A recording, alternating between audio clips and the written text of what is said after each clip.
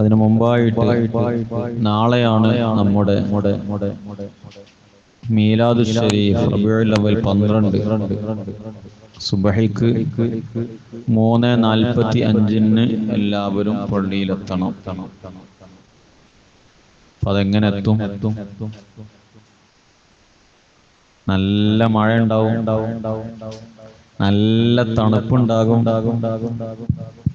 ഈ മഴയും തണുപ്പൊന്നും ഇല്ലെങ്കിൽ എത്താമെന്ന് നിയ്യത്താക്കിയ ആൾക്കാരുണ്ടാവും. കാരണങ്ങളൊന്നുമില്ല, മഴയില്ല, തണുപ്പില്ല, ഉറക്കത്തിൽ നിന്ന് എണീറ്റ് ഉറക്കം വരുന്നില്ല, ക്ഷീണമല്ല, അപ്പൊ ഇൻഷാ അല്ലാഹ്. അല്ലെങ്കിലോ ഇന്നിപ്പോ ഒന്ന് ക്ഷീണുണ്ട്, അപ്പൊ ഒന്ന് അവിടെ കട്ടെ, കൊല്ലം അവിടെ കട്ടെ, അടുത്തൊല്ലം നോക്കാം. തണുപ്പും മഴയുണ്ടെങ്കിലോ ഇക്കൊല്ലം അവിടെ കട്ടെ, അടുത്ത കൊല്ലം നോക്കാം.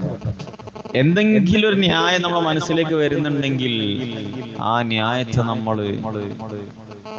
പ്രബലമാക്കി മുറുകെ പിടിച്ച് നാളെ ചിലര് ചിരിക്കും, ചിലര് കരയും. ആ ദിവസമാണ് നാളെ. ചിലര് ചിരിക്കുകയും ചിലര് കരയുകയും ചെയ്യുന്ന ദിവസമാണ് നാളെ. അല്ലാഹുവിന്റെ മാലാഖമാര് മുഴുവനും സന്തോഷിക്കുന്ന ദിവസമാണ് നാളെ. അല്ലാഹുവിന്റെ പടപ്പുകളായ മനുഷ്യരും ജിന്നുകളുമല്ലാത്ത മറ്റു സൃഷ്ടിചരാചരങ്ങൾ മുഴുവനും സന്തോഷിക്കുന്ന ദിവസം. മനുഷ്യഭൂതവർഗങ്ങളിൽ നിന്ന് വിശ്വാസികൾ, ഈമാനുള്ളവർ മാത്രം സന്തോഷിക്കുന്ന ദിവസം. കപടവിശ്വാസികൾ നാളെ കരയും, പിശാചുക്കൾ നാളെ കരയും, ഇബ്ലീസ് നാളെ കരയും. ഇസ്ലാമുമായി ഈമാനുമായി ബന്ധമില്ലാത്ത കപടന്മാരൊക്കെ നാളെ കരയുന്ന ദിവസമാണ്. നമ്മൾ ഏതിൽ പെടണമെന്ന് ആലോചിച്ചാൽ മതി, നമ്മൾ ഏത് കൂട്ടത്തിലാണെന്ന് ചിന്തിച്ചാൽ മതി. ഇൻഷാ അല്ലാഹ് ഞാനിപ്പോൾ പറയുന്നത് ഇവിടെയുള്ളവർ നിങ്ങൾക്ക് വേണ്ടി മാത്രമല്ല, നിങ്ങളൊക്കെ വരുന്നവരാണ്. വരാത്തവർക്ക് വേണ്ടി ചില കാര്യങ്ങൾ പറയേണ്ടതുണ്ട്. ഇൻഷാ അല്ലാഹ് നമ്മൾ ആലോചിക്കണം. ഇന്ന് നമ്മളൊക്കെ പള്ളിയിൽ വന്നു, അൽഹംദുലില്ലാഹ്. ഞാൻ ചോദിക്കട്ടെ, നമ്മളൊക്കെ പള്ളിയിൽ വന്നു. നമ്മളെ മുസ്തഫ ഹാജി എവിടുന്ന പള്ളിയിൽ വരുന്നത്? കടവത്തുനിന്ന്. സൈക്കിള് രാത്രി പോകുമ്പോ ഗേറ്റ് അടച്ചിണ്ടാവും, ഞാൻ മനസ്സിലാക്കണം. അങ്ങനെ സൈക്കിള് റെയിലിന്റെ അപ്പുറത്ത് വെച്ച് അപ്പുറത്തേക്ക് നടന്ന് വീട് വരെ പോയി, പിന്നെ സുബൈക്ക് നടന്ന് വീട്ടിൽ നിന്ന് റെയിൽ വന്ന് സൈക്കിൾ എടുത്ത് വരണം. അങ്ങനല്ലേ വരല്? നടന്നിട്ടാ വരുന്നത്, കടവത്തുനിന്ന് നടന്നിട്ടാ വരുന്നത്. എത്ര കിലോമീറ്റർ ഉണ്ട്, എത്ര നടക്കണം. ആ സമയത്ത് ഇവിടെ എത്തണമെങ്കിൽ എത്ര നേരത്തെ എഴുന്നേറ്റ് ഉണർന്ന് അതിനു വേണ്ടി ഒരുങ്ങണം. അതിന്റെ ഇടയിൽ എത്ര പള്ളികളുണ്ട്. എന്നിട്ട് പോലും ഇങ്ങോട്ട് ആ സമയത്ത് എത്തിപ്പെടുന്നുണ്ടെങ്കിൽ അത് ഈമാനിന്റെ തഖ്വയുടെ മഹബ്ബത്തിന്റെ ഭാഗമാണ്. ഇതുപോലെയാണ് നമ്മളെല്ലാവരും, നമുക്കൊക്കെ അതിന്റെ ഭാരങ്ങളുണ്ട്. ബഹുമാനപ്പെട്ട ശംസുക്ക് വരുന്നത് തൊട്ടടുത്തുനിന്നല്ല, ഒരപ്പുറം ചുറ്റിക്കറങ്ങി. അങ്ങനെ ഓരോരുത്തരുടെ വഴികളും ഓരോരുത്തരുടെ അവസ്ഥകളും ചിന്തിച്ചാൽ അതൊക്കെ മറികടന്ന് നമ്മുടെ ഹംസാക്ക ഇരിക്കാൻ കഴിയുന്ന ആളല്ല, നടക്കാൻ കഴിയുന്ന ആളല്ല. ഊരവേദനയും ഡിസ്കും കാര്യങ്ങളൊക്കെ പൊളിഞ്ഞു കിടക്കുകയാണ്. എന്നിട്ടും മെല്ലെ മെല്ലെ നടന്ന് ഓടി വരാൻ പറ്റിയ ആളല്ല. ഇങ്ങനെ ഓരോരുത്തരുടെ അവസ്ഥ ചിന്തിച്ചാൽ വരുന്നവരൊക്കെ അങ്ങനെയാണ്. എന്നാ വരാത്തവർക്കോ അവർക്ക് പറയാനുള്ള ന്യായം എന്താ? എന്റെ വീട് ദൂരെയാണ്, അല്ലെ എനിക്ക് ഊരൊക്കെ വേദനയാണ്, അല്ലെ? ഇതൊക്കെ അല്ലേ അവർക്കും പറയാനുള്ളൂ. ഈ പറയാനുള്ളവരാണ് ഈ വന്നതൊക്കെ, ഈ ന്യായങ്ങൾ ഉള്ളവരാണ് ഈ വന്നതൊക്കെ. എന്നാൽ പലരും ഈ ന്യായം പറഞ്ഞിട്ട് വരാതിരിക്കുന്നുണ്ട്. നമ്മൾ ആലോചിക്കുക. എന്നാൽ വന്ന ആളുകളിൽ നിന്ന് തന്നെ ചില കാര്യങ്ങൾ ചോദിച്ചാൽ, ഞാൻ ഇന്ന് മുസ്തഫ ഹാജിനി സദസ്സിട്ടങ്ങ് നെടുമ്പങ്ങ് ചീത്ത പറഞ്ഞു എന്ന് സങ്കല്പിച്ചോളി. ഉദാഹരണം പറയാം. നാളേക്ക് മുസ്തഫ ഹാജി വരുമോ? മുസ്തഫ ഹാജി 2 ദിവസം ലീവാവും. എന്തേ? ആളുടെ ഉസ്താദിനെ ചീത്ത പറഞ്ഞല്ലേ? ഉദാഹരണം പറയാം. മുസ്തഫ ഹാജി എന്നല്ല, ഓരോരുത്തരെ കുറിച്ചും ഈ തിരിച്ചു പറഞ്ഞോളി. ഞാൻ ഇവിടെ ഇങ്ങനെ നിൽക്കുമ്പോ 2 ദിവസമായിട്ട് നിങ്ങളൊക്കെ എന്റെ മേലെ കയറുകയാണ്. ഞാൻ പറഞ്ഞൊക്കെ കുറ്റം പറയാ, എന്നെ കുറിച്ച് ഇങ്ങനെ ചീത്ത പറയാ, അല്ലെ ഞാൻ പറഞ്ഞൊന്നും ഇഷ്ടപ്പെടാത്ത വർത്താനം പറയാ. ഞാൻ എന്ത് ചെയ്യും? മെല്ലെ എസ്കേപ്പ് ആവൂല്ലേ? ആവൂല്ലേ? ആവും. ആരും ആവും. ആരോ ഇവിടെ സജീവമായി നിൽക്കുന്ന ആളുകൾ, വളരെ സജീവമായി പ്രവർത്തിക്കുന്ന ആളുകളെ വിളിച്ചിട്ട് ഈ എന്ത് പണി ചെയ്യണ നാലാൾക്കാരങ്ങ് ചോദിച്ചാൽ മനം മടുക്കുമല്ലേ? മടുക്കും. എന്നാൽ മുത്തുനബി സല്ലല്ലാഹു അലൈഹി വസല്ലമ തങ്ങളെ ജീവിതവും നമ്മുടെ ജീവിതവും ഫ്ലഗ് ചെയ്യാൻ വേണ്ടിയാ ചോദിച്ചത്, വെറുതെ ചോദിച്ചതല്ല. 40 വയസ്സ് വരെ മാലോകരം മുഴുവനും അൽ അമീൻ എന്ന് വിളിച്ച മുത്തുനബിയെയാണ് പരിശുദ്ധ ഇസ്ലാമിന്റെ ലാ ഇലാഹ ഇല്ലല്ലാഹ് എന്ന കലിമ പറഞ്ഞപ്പോഴേക്ക്, ചൊല്ലിക്കൊടുത്തപ്പോഴേക്ക് എന്താ പറഞ്ഞത്? ഇത് പറയാൻ അങ്ങോട്ട് വിളിച്ചത് കുടുംബത്തെ പറയിപ്പിക്കാൻ അല്ലേ? അബൂലഹബ് പറഞ്ഞാണ് കുടുംബത്തെ പറയിപ്പിക്കാൻ. ഇതിനാടാ വിളിച്ചത്? എതുവരെ അൽ അമീൻ എന്ന് പറഞ്ഞ ആളെ ചോദിക്കണത്.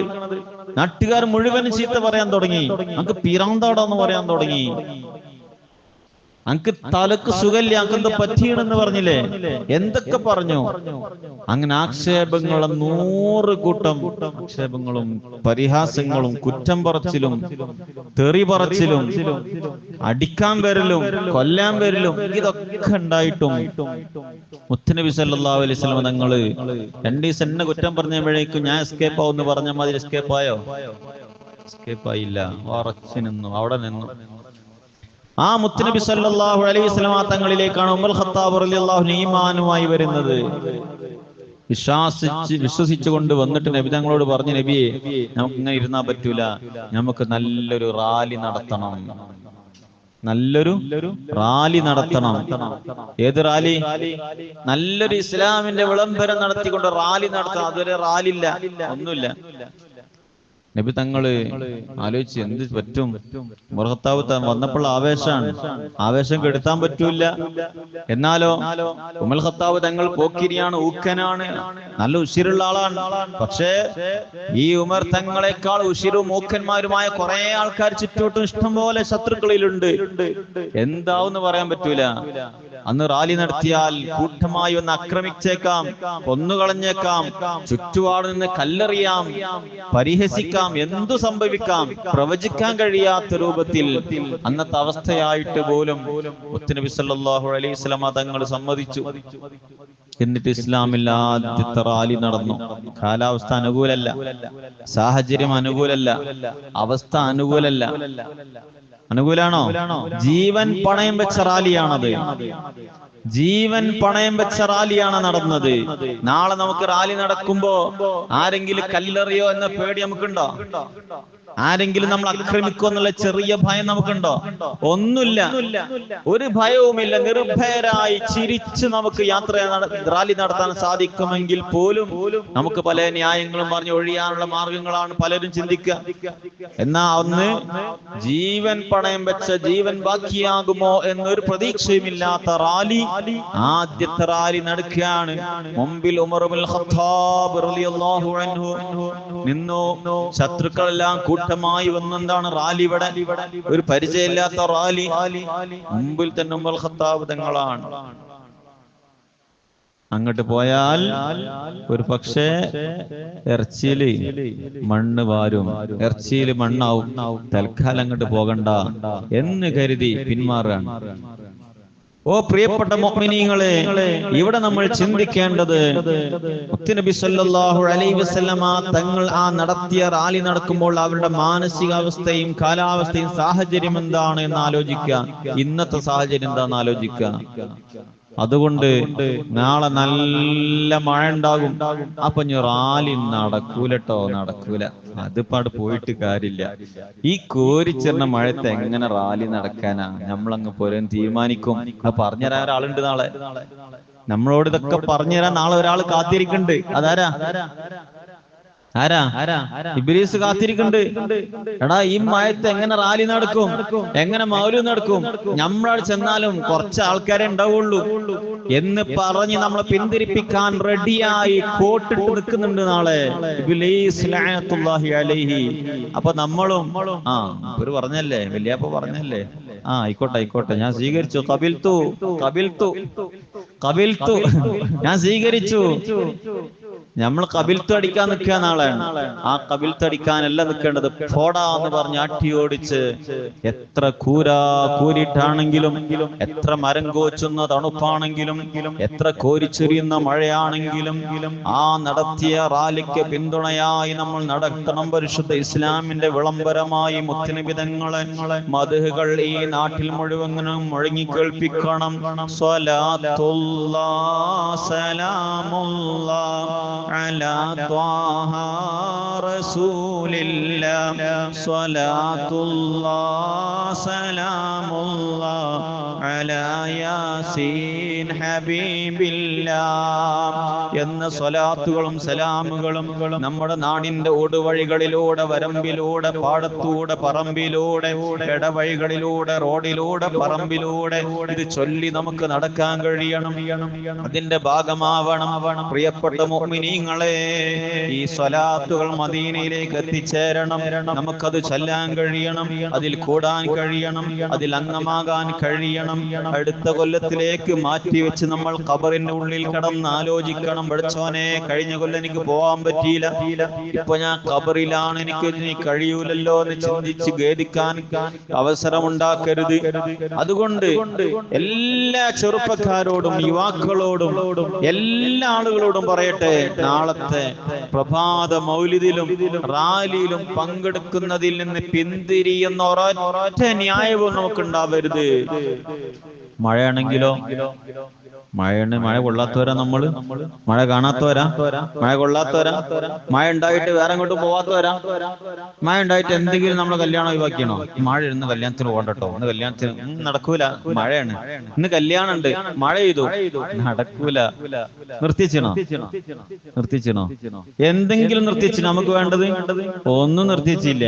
പിന്നെന്താ ഈ റാലിക്കും മൗലിദിനും മാത്രം, പള്ളിക്ക് പോകാനും റാലിക്കും മൗലിദിനൊക്കെ മഴയാണ് നിർത്തിക്കുക. അതിന് കോട്ടിടണം, കൊട പിടിക്കണം, തലേ കവറിടണം, അതിന് പറ്റിയ വസ്ത്രം ഇടണം, അത്രല്ലേ ഉള്ളൂ. കാര്യം നടക്കട്ടെ. അത് ഒഴിഞ്ഞു പോകുന്ന സാഹചര്യം നമുക്ക് ഉണ്ടാവരുത്. ഒരാളും അതിൽ നിന്ന് പിന്തിരിയരുത്. പ്രിയപ്പെട്ട സഹോദരിമാരെ, ഒരേൽ ആണുങ്ങളെ കടത്തി ഉറക്കരുത്. അവരെ മീലാദിന്റെ ദിവസം മുത്ത് ഹബീബിന്റെ മേൽ സ്വലാത്ത് സലാമു പറയുന്ന സദസ്സുകൾ പള്ളി നടക്കുമ്പോ അവിടെ പുതിയാപ്പിളാര് കൂർക്കം വലിച്ചുറങ്ങാ, പള്ള നിറച്ചും തിന്നിട്ട് കൂർക്കം വലിച്ചുറങ്ങാൻ. എന്നിട്ട് അതും കണ്ട് നിൽക്കാൻ കഴിയോ? ഈമാനുള്ള പെണ്ണുങ്ങൾക്ക് ഒരൊറ്റ പെണ്ണ് നിൽക്കാൻ കഴിയോ? എണീച്ച് പോയി കാക്കാന്ന് പറയണം. അങ്ങനെ തന്നെ പറയണം, പോയി കാക്ക പള്ളിക്ക്. എന്തേ പറഞ്ഞൂടെ? എന്തൊക്കെ സമയത്ത് പുതിയാപ്പിളാര് ചീത്ത പറയുന്നുണ്ട് ഇല്ലേ? പുതിയാപ്പിള ചീത്ത പറയില്ലേ? അല്ലാഹു കാക്കട്ടെ, ചീത്ത പറയാത്ത പെണ്ണുങ്ങളാക്കട്ടെ. എന്നാൽ മീലാദ് ഷരീഫിന്റെ വിഷയത്തിൽ ഒരു കോംപ്രമൈസ് ഒരു പെണ്ണും കൊടുക്കരുത് പുതിയാപ്പിളക്ക്. ആട്ടി ഓടിക്കണം പള്ളിക്ക്. അള്ളാഹു തൗഫീഖ് നൽകുമാറാവട്ടെ. അതുകൊണ്ട് മുത്തുനബി തങ്ങളെ കുറിച്ച് മാലോകർക്ക് ചിന്തിക്കാനുള്ള അവസരവും പഠിക്കാനുള്ള അവസരവും അവരറിയാനുള്ള അവസരവുമാണ് റാലി. അത് വളരെ പ്രധാനപ്പെട്ടതാണ്. പ്രഭാത മൗലിദ് പ്രധാനപ്പെട്ടതാണ്. എല്ലാവരും അതിൽ അംഗമാവണമെന്ന് പ്രത്യേകം ഓർമ്മപ്പെടുത്തുകയാണ്. അല്ലാഹു സുബ്ഹാനഹു വ തആല തൗഫീഖ് നൽകുമാറാവട്ടെ. അർഹമുർ റഹീമായ അൽ മലിക്കുൽ ജബ്ബാറായ അല്ലാഹുവേ, ഞങ്ങളെല്ലാ പദ്ധതികളും ഞങ്ങൾ മനസ്സിൽ എങ്ങനെയാണോ പ്ലാൻ ഇട്ടത് അതിനേക്കാളും ഭംഗിയിൽ നീ നടത്തി തരണേ അല്ലാഹ്. കാലാവസ്ഥകളൊക്കെ നിങ്ങൾക്ക് അനുകൂലമാക്കി തരണേ അല്ലാഹ്. അത് മുടങ്ങിപ്പോകുന്ന ഒരാൾക്കും അതിൽ നിന്ന് പിന്തിരിയുന്ന ഒരവസ്ഥയും നീ ഉണ്ടാക്കല്ല റബ്ബേ. എല്ലാ അവസ്ഥകളും ഞങ്ങൾക്ക് നീ അനുകൂലമാക്കി തരണേ റഹ്മാനെ.